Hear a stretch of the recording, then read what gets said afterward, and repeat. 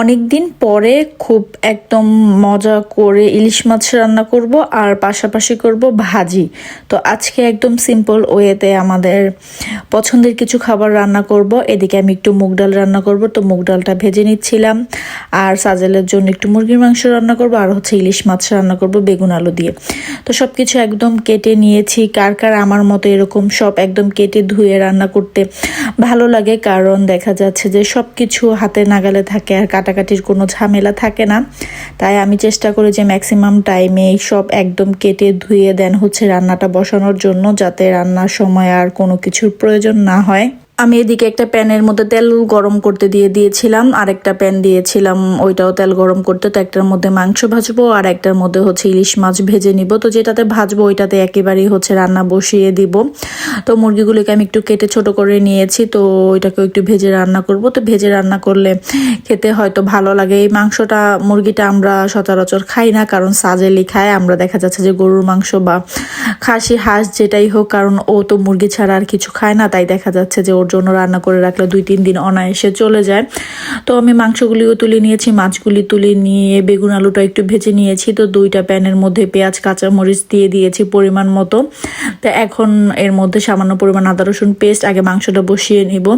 দেন হচ্ছে গোটা গরমের মশলা দিয়েছিলাম, এর মধ্যে হলুদের গুঁড়া, মরিচের গুঁড়া, ধনিয়া গুঁড়া, জিরা গুঁড়া দিয়ে ভালো করে এটাকে কষিয়ে নিব। তো ডালটাও প্রায় বলক চলে আসছে, তো এটার মধ্যেও প্রয়োজনীয় মশলাগুলি দিয়ে দিলাম।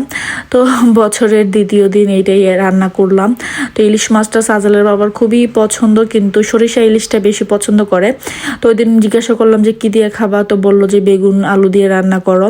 তো আমি চেষ্টা করি যে সব সময় মানে সব গুছিয়ে রান্না করতে, আর রান্নার পাশাপাশি হচ্ছে যা যা বের হয় সেটা ধুয়ে ফেলারও চেষ্টা করি, তাহলে আমার একটু প্যারা কম হয়।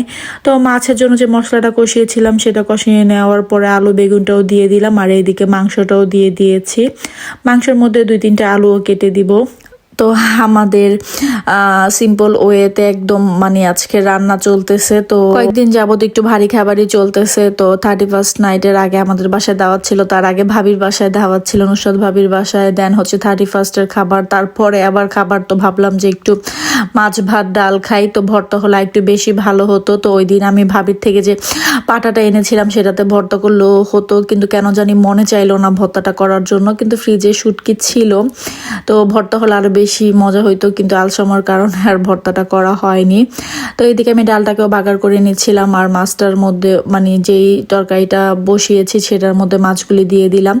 তো মানে সিম্পল ওয়েতে আজকে রান্না। আশা করি আপনাদের কাছে ভালো লাগবে আজকে ছোট্ট একটা ভিডিও।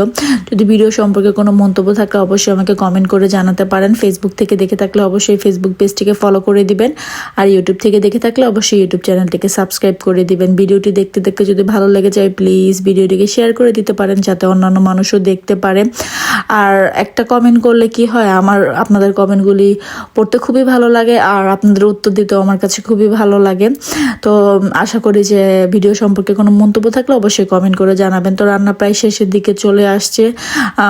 এখন হচ্ছে ভাজিটা করে নিলে দেখা যাবে যে হয়ে যাবে। তো ভাজির মধ্যে আমি সামান্য পরিমাণ হলুদ আর মরিচের গুঁড়া আর একটু ধনিয়া গুঁড়া দিয়ে পরিমাণ মতো লবণ দিয়ে ভাজিটাকে সেদ্ধ করে নিব।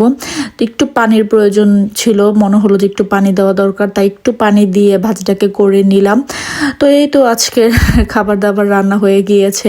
তো অনেকদিন পরে না মাছ ভাজি খেয়ে খুবই ভালো লাগলো। তো এটা আমি টেবিলে খাবার দিয়ে দিয়েছি। তো আজকে এই পর্যন্তই। সবাই ভালো থাকবেন, সুস্থ থাকবেন, আমার চ্যানেলের পাশে থাকবেন, আর আমাদের জন্য দোয়া করবেন। আজকে এই পর্যন্তই। আল্লাহ হাফেজ।